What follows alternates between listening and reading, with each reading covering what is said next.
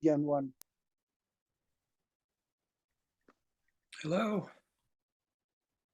Hello, Randy. How are you? Hello, Randy. How's everybody doing? Fine. Very nice. Go ahead. It's okay. Very nice. Happy to join in. Yes. Yes. Everybody doing well? You find any super bargains recently? No, nothing related with Russia recently.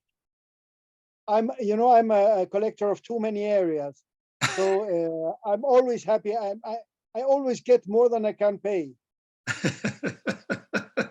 Don't we all? Right.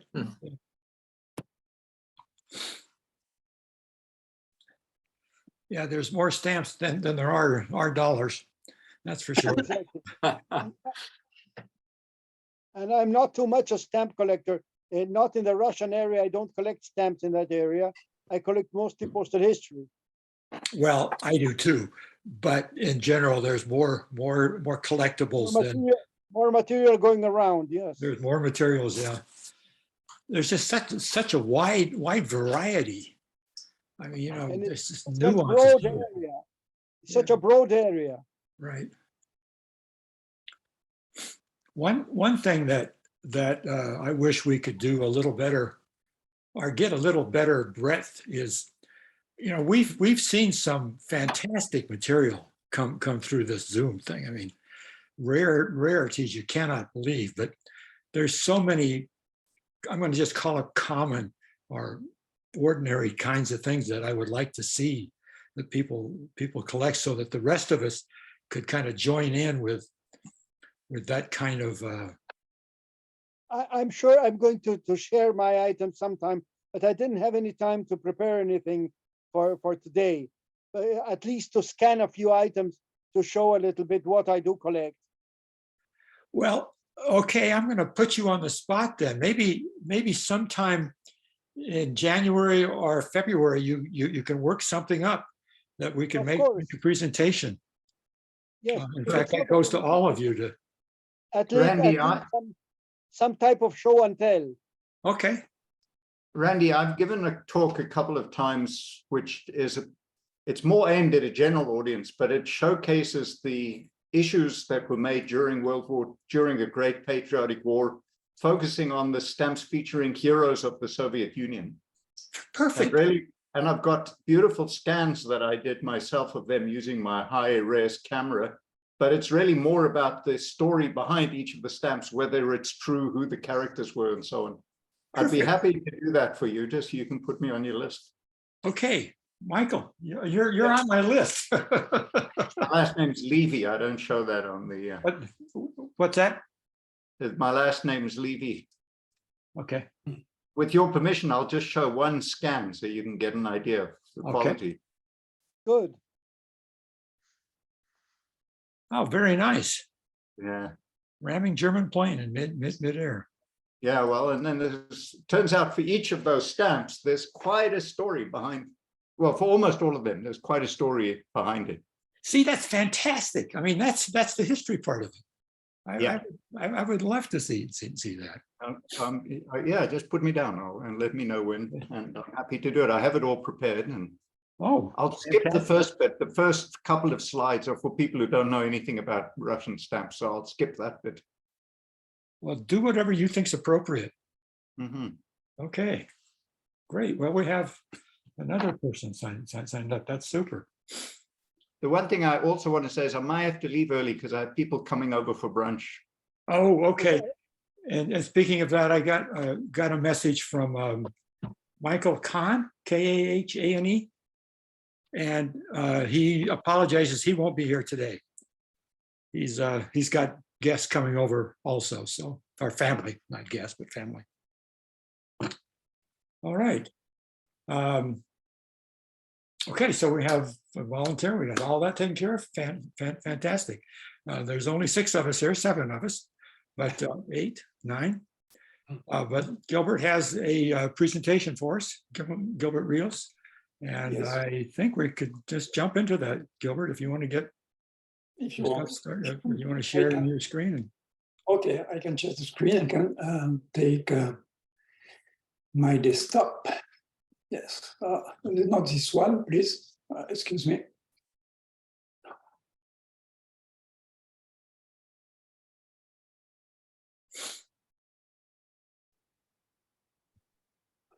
I have a problem with sharing the screen.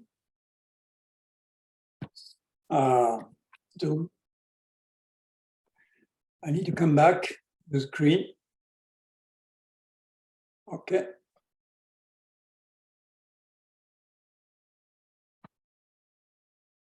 Can you see my slide? Yes, we can. Yeah. Okay, good. Okay, good. I go to the PowerPoint presentation mode. Okay. Perfect. Okay. So just a few words to introduce this topic. My interest in this field, in fact, started a few years ago through the purchase of a batch of stamps from Vadim Usinovsky that you probably know. It's a great expert of the Moscow Society of Philatelists. And then this interest was confirmed by other acquisition from Leon Finnick in the United States and other purchase in Russia before the start of this horrible conflict. And I didn't find anything in the literature concerning this topic, nor in reference books, such as the books of Prigara, Basilevich, nor in a recent monography of Vladimir Tyukov concerning mails from non-state postal institution, or the one of Kiruchin and Robinson on Russian postmarks. Nothing in the publication of the British Society of Russian Philately or Rossica, nothing on Russian websites I look at. So really something without publication dealing with. At the origin of these postmarks, the creation of new post offices in the region of the Russian Empire, where activity attracted a lot of people and caused a burst of new agglomeration, in fact. Before 1918, the name of these agglomerations was even confused with that of companies in official documents. So there was a confusion between the two, agglomeration and companies. And these post offices were integrated for most of them to the imperial post network, and they ensured the normal job of sending mails. This topic is quite unique in the whole postal history field, as far as there is now other similar things in Great Britain, in France, in Austro-Hungarian Empire, in Prussian Empire, nothing. This is probably due to the fact that the history of Western countries has done that industrial and manufacturing activities develop on other sociological bases and at other times.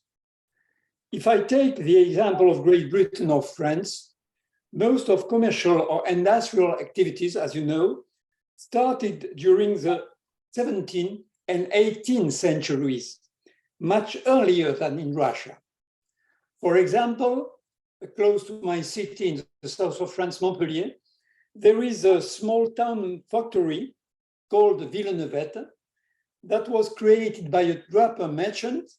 It was in the 17th century through the requirement of Colbert. That was a great ministry of Louis XIV. And at this time, middle of 17th century, the post office, as you know, was quite different and had not yet experienced the revolution linked to the introduction of stamps and cancellation. It was the case in the Russian Empire in the middle of the 19th century. As you shall be able to see with the document that I will present, in this postmark, depending on the sector activities, you can find different terms, such as Zavod, manufacturer, Rudnik, so different terms are used. But as soon as found before presenting these documents that were transported by the imperial post, I would like to do a specific mention of two very interesting documents that I discovered recently. One was from the collection of Terry Page. Thanks very much, Terry. And it is a fragment of a letter to Moscow sent from the small factory town of Spozva by the Central Post of Suleiman district before being taken up by the Imperial Post. And another document that I discovered more recently yet is from the collection of Sergei Ivanov in Russia. It is an official courier sent from Petrovskoy, a volost of the district of Kotelnich in the Vyatka province. And it is an official courier which was sent to the Lizva factory in the district of Perm. And it arrived to the factory transported by the Central Post from the office of the Imperial Post. So this document, two documents, very rare, attest that there were also some factories that, not being office of the Imperial Post, had to use a relay of local Central Post. But the documents that I will present were all transported uniquely by the Imperial Post. Okay, so we can start this presentation. And I have classed the different documents by category of activity. The first category of activity is concerning metallurgy, metallurgical industry. And the postcard that you can see was sent from the Miaski factory in the gubernia of Orenburg. It was in December 1910, I believe, 1910. And you can see two CDS of the factory post office indicating Miaski Zavod Orenburg with a date. The card represents an eagle from the Urals.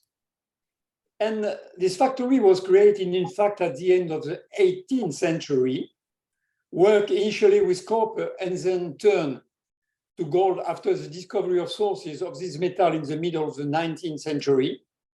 And the recipient of this card was a very famous pharmacist and photographer from Kazan of this time, Arnold Ivanoviu Brenin. The second document is another postcard sent from the Voskresensi factory in the province of Ufa.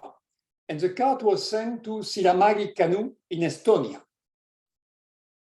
And you can see two very nice postmarks here.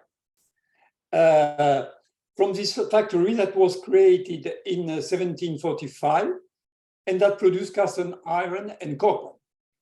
And this factory was endowed with a post office in 1911. The card is signed, you can see that at the bottom of the card, by A.G. Paskova from the Paskov family, which was one of the wealthiest families in Russia at this time.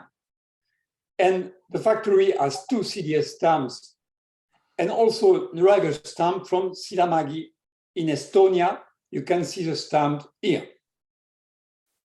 To show you that there were also other documents transported in such a way, the money letter from 1876 issued from the Lugansky Iron Works in the governorate of Ekaterinoslav. This factory was the first metallurgical plant created in Ukraine. And it seems that the postal activities started as soon as 1830. On this document, you can see two very beautiful postmarks, Lugansky Zavod with a date, and a stamp from Odessa in September 21.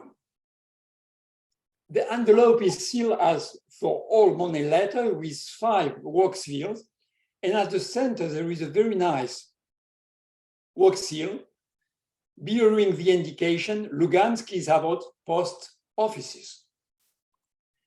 This amount the amount of money transported was 60 rubles. The letter is addressed to the merchant Grigory Mikhailovich Butovich in Odessa for further transfer towards the monastery on Mount Athos to the attention of the abbot Archimandrite Andrew and to other brothers. So this was a gift, which was quite frequent in Imperial Russia at this time.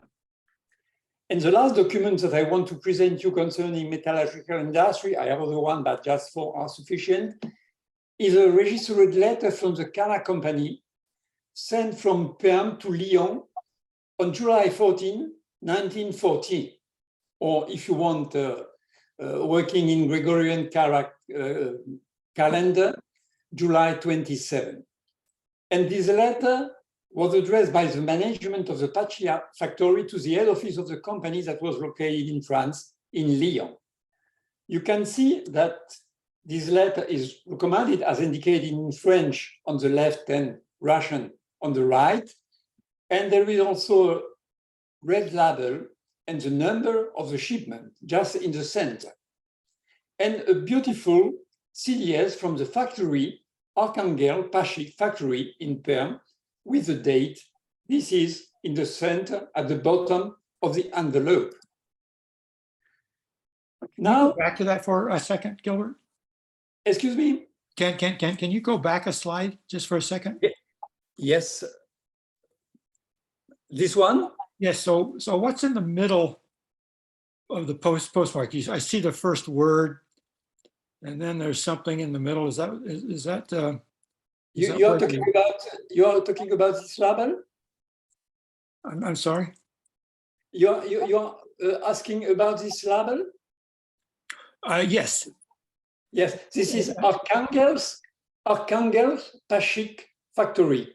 This was the name of the company, Archangel Pashik factory in Perm.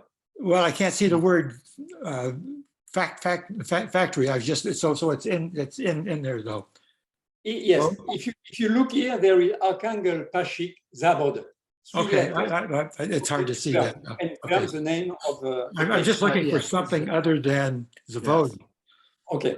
Yeah. Okay. It says ZAV, Z-A-V, it's an abbreviation. Yes, this is an abbreviation. Yes. Oh, S-A-V? Oh, Z-A-V. okay. I shall give a few words about the fact that in different cases, there is different way to indicate Zabod. Yeah, that's what I was interested I in. shall explain that. Okay? Okay, great. Okay. The next document is concerning wood industry. As you see, in the Russian Empire, there were a very large area of forest, and wood was widely used for construction, but also as a first fuel in industrial and domestic oven. It was only much later that in Western Europe, at the beginning of the 20th century, that coal gradually will replace wood. That one of the reasons of the delay in the development of industry in Russia. And the postcard which is presented represents a landscape of Yalta in Crimea. It was sent to Augustin Dmitrievich Kuzminsky at the Sholsky sawmill in the Volostov Gavrinskaya, about 200 kilometers in the south of St. Petersburg in the governorate of Novgorod. And you can see a very nice factory stamp with Zabod written completely here, and Novgorod governorate. And the opening of the post and telegraph office in this place would not be formalized until 1913, as indicated by literature. Another example for wood industry, a postcard sent on February 1907 from the Polotniani paper mill in Kaluga province in the southwest of Moscow. And in fact, it was in 1718 that, at the request of Pierre Legrand, a merchant from Kaluga, created a canvas factory. In 1720, a paper mill was created by 2 local aristocrats, leading to the factory still active today. The name Polotniani means canvas. And in fact, the name of this place derives from the activity, as I explained in my introduction. The card is franked by 3 stamps with postmark Polotniani, Zavod, Kaluga. You can see that with a complete spiel of Zavod here. Is the image from a novel? It's Polotniani, The image on Zavod, the, Kaluga. no, the image on the face, the drawing that they have, is that from Tolstoy or some novel? No, that's the usual shit. Hmm. It's just an odd depiction of a bride apparently weeping. Excuse me, I don't. I'm talking about the image on the other side of the postcard, the picture on the postcard. The Just seems people- very unusual. Yes, it's not usual. It's a family it's a family show. I don't exactly what is the meaning with some Okay. with a body looking at the door and something which is probably the father and the daughter. I don't know exactly. Okay. Okay, so next kind of industry, sugar industry. Beet refinery for sugar production in Kisilevsky, which is in the Kiev province, which was established in 1897. And this is a postcard sent to Joseph Modauer in The Hague, in the Netherlands, on June 17, 1916. And this card bears two circular factory postmarks here, with the name of the factory followed, as usual, by Zavod and the name of the governorate. Just to say, to answer your question a moment ago, that depending on the postmark, you can find the complete name Zavod, or the abbreviation Zav, or simply Z. This is depending on the postmark. You can find three postmarks, three kind of postmarks. And there is here a rectangular black postal mark with the inscription, I'm translating, opened by military censorship, Petrograd, and the number of the censorship. In fact, we are, in that case, in 1916, during the Great War, and mail was checked at the Russian borders. There is also two other postmarks here, one circular and one square with the number 89.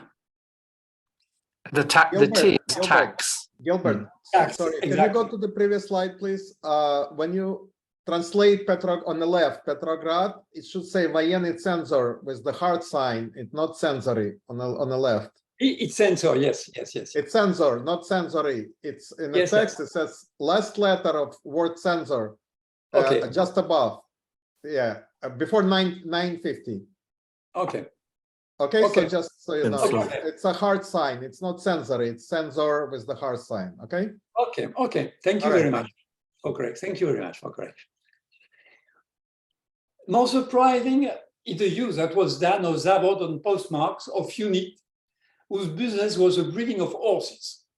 Here I present the case with the Streltsovsky stud farm in the Starobelsky district in the governorate of Kharkov. This stud farm was created at the very beginning of the 19th century, and it is active until now. This is a money letter of 13 rubles sent by Simeon Nikiforonov Shetsver to the Ilinsky monastery on the Mount Athos, always via Odessa, to the Archimandrite Abbot Gabriel and other brothers. And on the front of the envelope, there is a postmark with the indication, Strelkovsky, Zavod, just a Z in that case, Kharkov, Gubernia. And there is also the indication of Streltsov number 15 in red here. On the back, there is a large central seal at the previous one with the indications Streltsovsky, Zavod, Kharkov, Post and Telegraph Office, Section 1, extra. And you can see also other stamps on both sides of these documents. But it's interesting to see that for this kind of activity, there was also the use of Zavod. Would you permit me to come in, or would you rather I wait till afterwards about this? Yes. Okay. Well, Okay. I think these Zavod cities were in fact cities which were largely dominated by one or perhaps two industries. It does not necessarily mean that the building of the factory is the only is the whole catchment area of the town. In this case, it would be a zavod, perhaps an industrial zavod, and in the same town there would be a horse breeder. Well, the post office of the city was a zavod post office, so everybody, even if they were normal citizens, would use the zavod postmark. That is how I understand it, but I may be wrong. No, So but it's I not think- the industry of the zavod is not horse breeding, that's for sure. It is a horse breeder who lives perhaps near the factory or in that factory conurbation. I think that you're right, Terry. That was I explained in my introduction. In fact, at the start, there was the creation of company, the creation of an agglomeration. And after that, the different use of zavod, etc., was given to the city, in fact, to the place. Yeah, And yeah. the reason why it's used for this kind of activity, I suppose. Okay. Why there is no franking on this cover? Money letter, cash. Cash. No, but no franking on it. This was money sent by the post that was delivered to the recipient, in that case in Mount Athos. This was one of the tasks of the Imperial Russian Post, this kind of money letter. Shouldn't it have some stamps? No, not necessarily, because they were often paid by cash, Exactly. over the counter in cash. So no stamps would need to be issued there. Just 5 work seals, like that. Yeah, This well, is- that's the money letter seals. Yes. Yes. This is the equivalent of something that was existing during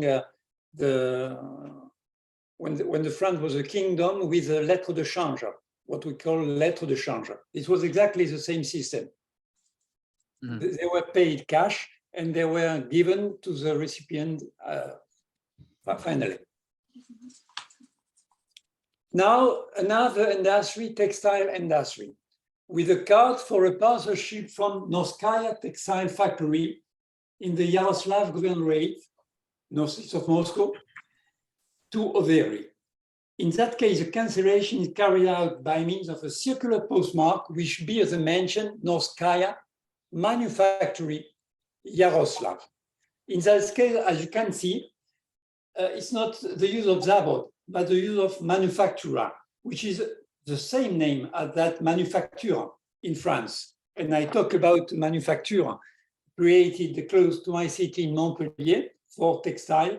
And you find the same thing in Russia with the same word, manufactura, rather, which replaced manufacture, and which concerns the same kind of industry, manufactura.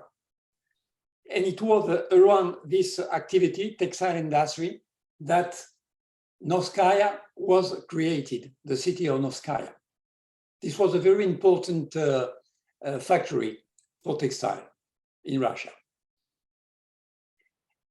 And this factory produced thread of various quality. And it was at the end of the 19th century that the Post and Telegraph Office was created at Novskaya. And you can see on this card the date for shipment and the date for arrival at Overy, with a Moscow stamp on the back of the envelope here, of the card here. The last example is concerning mining. This card was sent from the mines. Mines is runic in Russian language. And the card was sent from the mines of Zhiryanovsky, the governorate of Tomsk in Siberia. These mines were created at the end of the 18th century, and they produced silver, gold, and lead. At the end of the 19th century, they were put under concession with foreign companies before being nationalized at the revolutions. And a post office was opened in 1894. The postcard was sent to Nantes in France with 2 stamps, the Zhiryanovsky Rudnik Tomsk in that case, Rudnik is used in place of Zavod. And the message is written in Spanish language here. And the date is given in the Gregorian calendar, which corresponds to July 2nd of Julian calendar. And this helps to understand that on the picture on the CDS of Nantes here, you can see that the card arrival in Nantes in the first day of August. It would not be possible with this date. So the real date of start was probably July 2nd, which corresponds to July 14th in the Gregorian calendar, and the card arrived in Nantes more than 50 days after. And the card was probably sent by a worker who went from Nantes and who was writing in Spanish language. You can see that, querido Hiro, this is Spanish language, which is used, hermano, by the people who was writing this letter. So from these documents, it follows different remarks. This factory cancellation, to my knowledge, are yet an explored area of Russian postal system with, as already said, no equivalent in other European countries. And the post offices ensure, in fact, the same function as the other post offices of the imperial network, with, as shown, ordinary mail, registered letters, money letters, etc., etc. And this is coherent, as explained, as underlined by Terry, with the fact that most of these companies had served as the embryo of new cities by attracting people looking for jobs and living there, and so using this post for sending letters or mail.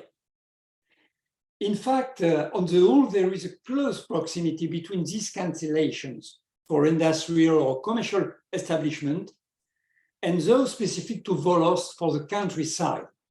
The first for industrial and commercial activities, and the other for peasant in the countryside, Volost. But the study is just at the start, and there is undoubtedly a lot of work to do to deepen the study of this field, with in particular many more new documents to discover, analyze, place in the historical context, and if possible, to find rare documents such as the one of Terry Page and Sergei Ivanov that indicate the use of this postmark by Zenfo Post also for factory not linked to the imperial postal network. I thank you very much for your attention. If you want to discuss with me, please speak slowly because my English is not perfectly fluent, and it will be a pleasure to try to discuss with you about this topic. Thank you very much. I stop sharing my slides. Thank you, Gilbert. That was great. That was very, very interesting. Enjoyed that a lot. Very nice. Any additional questions? Gilbert, you should write an actually- article for Rossica on the subject. Excuse me? You should write an article for Rossica Journal on the subject. It's very interesting. I have sent, because if you want, I work on this subject since a few months. I have done a first presentation. We just something concerning metallurgical industry to the British Russian Society. And I have sent already a small article, a 2-page article for publication in the bulletin of Rossica. But if you want, I can prepare a more complete article for the journal. Sure, this is a very little known subject, as you said, and I don't remember any articles on this subject before. So, okay, this is something quite new. Yes, I do Luckily, agree. I have one for the bulletin, so you'll see the first version in the bulletin, and then the more Don't worry, don't complete worry. one will come later. Who actually paid for those post offices, Excuse me? for their maintenance and so forth? Center? Who paid for the maintenance and the establishment of these post offices? The Connect- Imperial Post in the Office. factories. You can if you are looking at when you are using the name of the factory, and if you are going to a website in Russian language, for each factory you can find a lot of indication concerning the creation of the factory, the creation of the post office, and different detail concerning the product, the way in which it works, the different owners of the company. There is a lot of interesting documents that I have for all these factories. But this is a lot of job to do to discover that. I think these were established by the Imperial Post Office, and they had the same status as normal city or town post offices. Exactly. But it would be interesting, Terry, if you can find other postmarks from them. So, well, as we say, it's rather like trying to find hen's teeth. You know, it's very, very rare. But one thing you might like to look for. If you are interested, Terry, I can send you. I think that I have received a scan of the document of Sergei Ivanov. If you are interested, I can send it to you if I find it. Thank you very much. I'd be most grateful. Just one other thing that you must try and find, Gilbert, is a Zavod registration label. They exist. I've seen 4 or 5 in my life, and some have passed through my hands. They do exist, and of course, registered mail is always rarer than ordinary mail. But if you can find one, that's quite a nice item to have.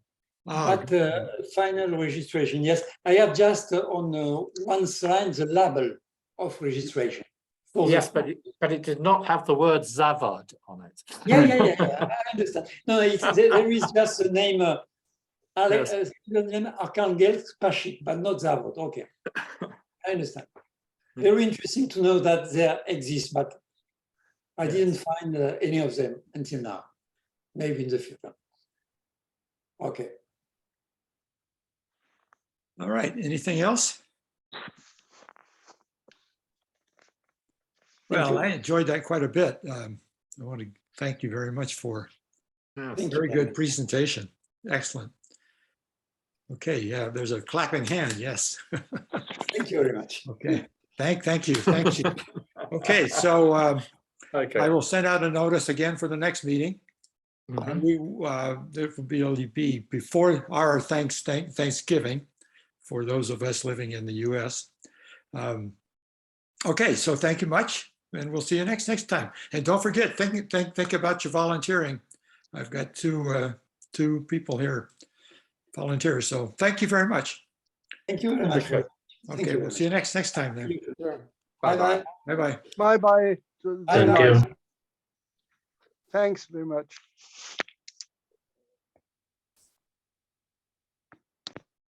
Hey, Greg. Oh, he just. Yes, sir.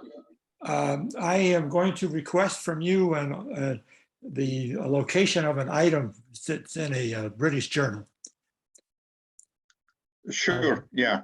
Okay. Yeah. Just send me email and I will dig it out. Okay. Great. Thanks, Greg. Yeah, no problem. Okay. Thank you very, very much, everybody. Bye-bye. Bye-bye. Bye.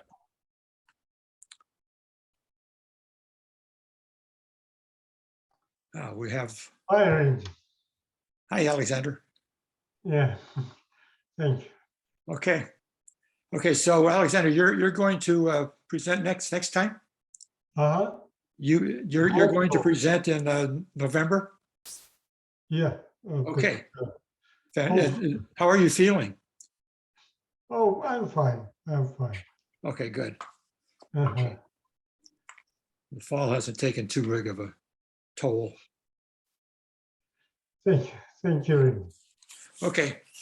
Bye. Bye-bye. Vesma, you still here? Yeah. No, is Vesma here? Her picture is still on the screen. I don't think she's here yet. Still. Okay, so Alexander, we'll see you next time. And I Sure. will get you the exact date. I don't have it right in front of me. Mhm. Okay, we'll talk to you later then.